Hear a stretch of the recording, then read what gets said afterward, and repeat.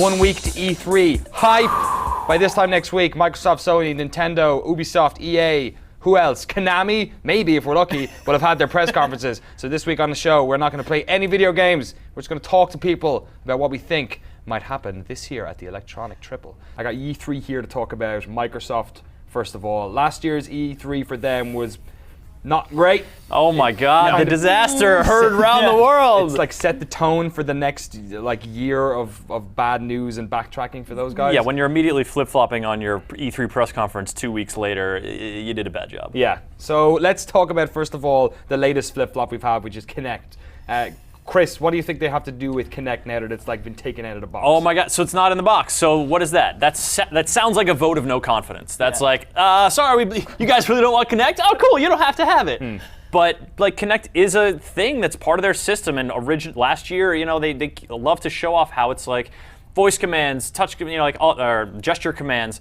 They need to show that Kinect is cool, which I don't think they've even done at all. They've had a long time to try and make the Kinect cool. Yeah, they really have. So they've had a long time to make that really trendy. That's what's killing me, is that forever we've been waiting for that killer hit Kinect game, or there's been some really good ones, like Dance Central and stuff are really great, but it just never happened.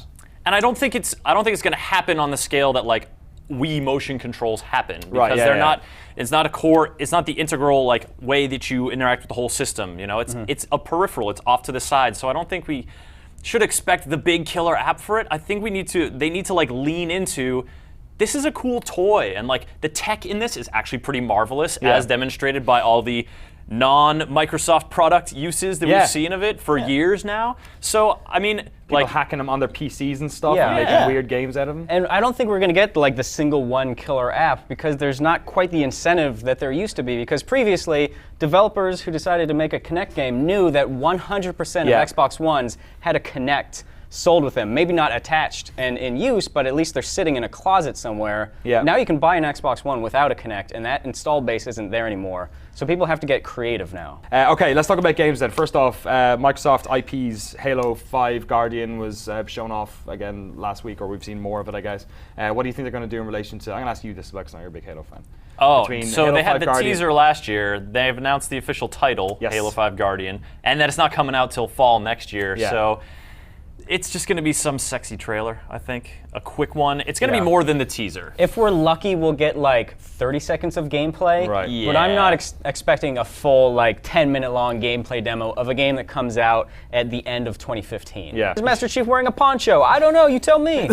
Who is that other character that it looked like a girl, but it's not apparently? It's not. It's another male Spartan in the box art they reveal, or I don't know if it's just a promo image or not. That's sort of the mirror of Master Chief. Who knows if that has thematic relevance or not? But they're going to have that, but that's not the only Halo thing that we're going to see at the press Presumably, conference. if they're getting that stuff out of the way as well, then they're not going to focus on it too much during the actual conference, you would think. Which? Halo stuff. The fact that they've announced it a month before. No, they're definitely going to show Halo stuff at the conference. Yeah. Absolutely. And it's not, what I was referring to is not just Halo 5, but there's also the collection, Halo collection, which is Halos 1 through 4 that's coming out for the Xbox One. So they're definitely going to show off some of those glamour shots of you jump into the system and there's the Halo. Now it's in HD. That's the first time you ever saw it. Now it's in HD. Buy it again. Buy our system. Don't you guys love Halo? Remember how it made us in the console world? Remember how this is the reason why we're still here? And so it was so powerful for them last time around, and this time it seems like Bob Jones 1980 in the chat just asked, what are Microsoft's exclusives now? So let's go through the ones they own that they haven't announced. So Gears of War, first of all. Are we going to see some sort of Gears stuff, do you think? I think so. Yeah. I mean, they've got that Vancouver studio working on it. They brought in Rod Ferguson, who worked on Gears of War back at Epic. Yeah. So, I mean, they're definitely investing a lot into the Gears franchise. They bought that franchise from Epic. So I feel like they're at least going to tease it somehow. Whether or not it's a full gameplay demo, I have no idea. And if you figure it's an uphill battle for Microsoft this year, what's going to distinguish them? What's going to gain them some ground against Sony? Exclusives is one of those big things. So far, these are remind people why you bought that Xbox 360, why you bought that Xbox. Halo and Gears are two huge factors. Yeah, it's a bit of a shame that they're leaning on these old IPs they've had for a long time as well. Yeah, I mean, this would be the 5th game in the Gears franchise, counting Judgment. So does it have a lot of sparkle left in it? Is it going to I think so. Generate headlines? Go back all the way back to the beginning and just reinvigorate everything that we had when we first saw it. You want emergence Yeah, day? I want that. Like, Yeah. I want that back again. Just a little light emergence day You'll get to get something people excited. Like we just saw with Halo, you get something like that. You'll get Marcus Phoenix in an overall. Walking through the desert. Yeah. No, he's just carrying a briefcase on the way to work. Like, that'll be it. Guarantee you. Confirmed. I'll put money on it. All right, speaking of, what do you think of Quantum Break? I just like to see it because, you know, they didn't do anything really last year. Like, he kind of came on stage and it's what they've been doing. Like, every time they do a little tease, they do like a little video teaser going, "Hey, my name's Sam Lake at Remedy," and I'd like. It's pretty good, Sam Lake. It's not that good. That's a fine Finnish good accent. enough, yeah. Don't sell yourself short, Seb Ford. And they come on and like just go like, "Oh, we've been doing this and we've been doing this," and they show a little bit more, but not much more. And last year's E3, they kind of didn't really show anything at all. They focused on the TV stuff a lot. Yeah. Or the high concept. So we got to be really close to something pretty significant, right? Like the last video that they released made it look great. Yeah. And I want to play it. I really want to play it. Mostly just because the story's going to be incredible.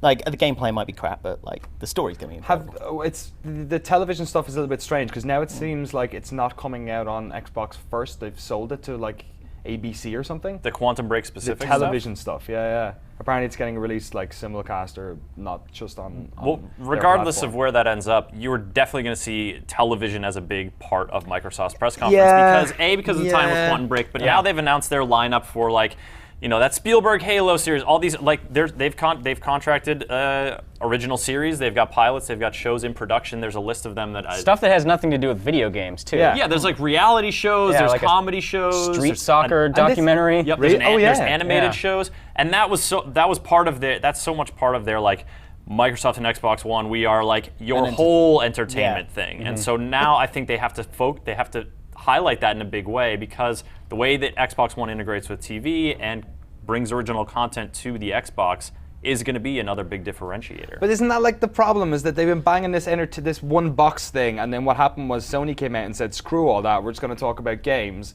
And show them up. Like it's all those parts of the conferences when the Spielberg Halo stuff is so mind-numbingly boring. It's I mean, the thing is, like, the two aren't mutually exclusive, video games and entertainment stuff. They can do the entertainment stuff, they just have to not forget about video games like they've done for the past couple years. Yeah.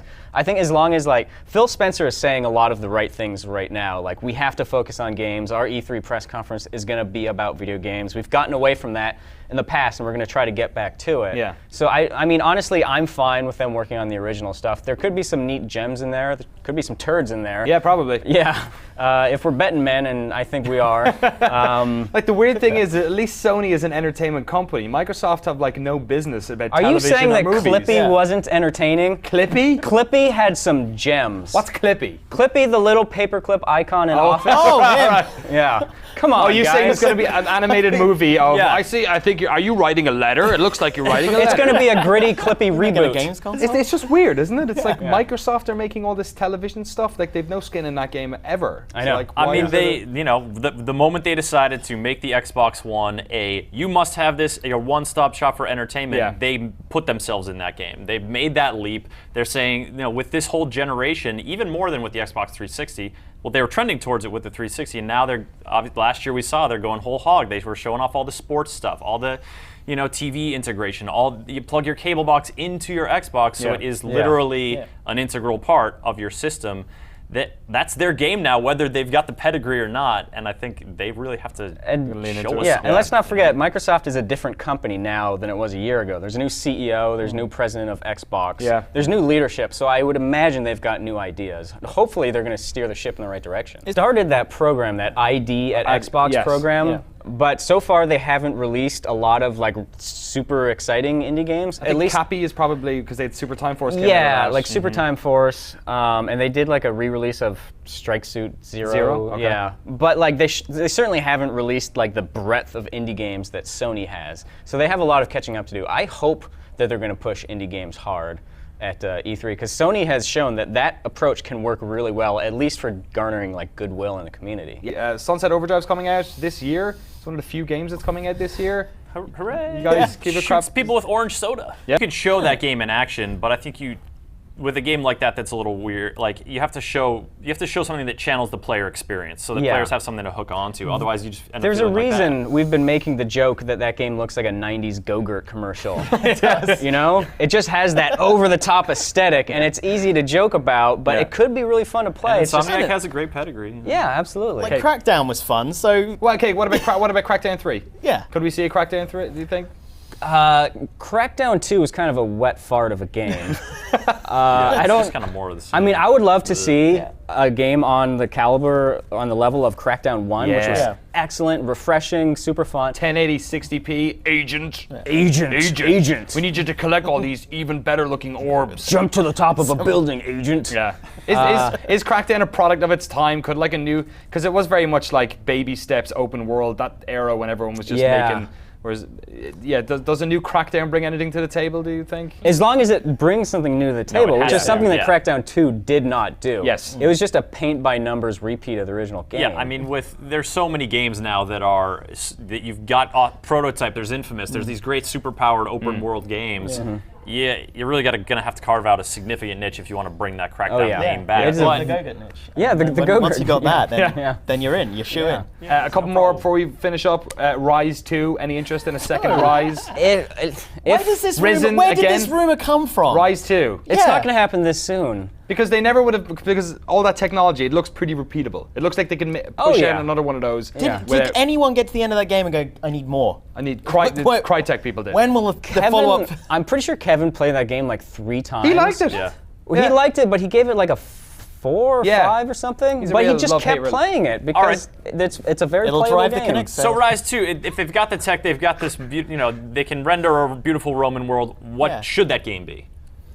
It shouldn't be the linear beat 'em up. Should it be a multiplayer melee game? Should it be troop management, like back out to the Supreme Commander view, and you're like sending your phalanxes around?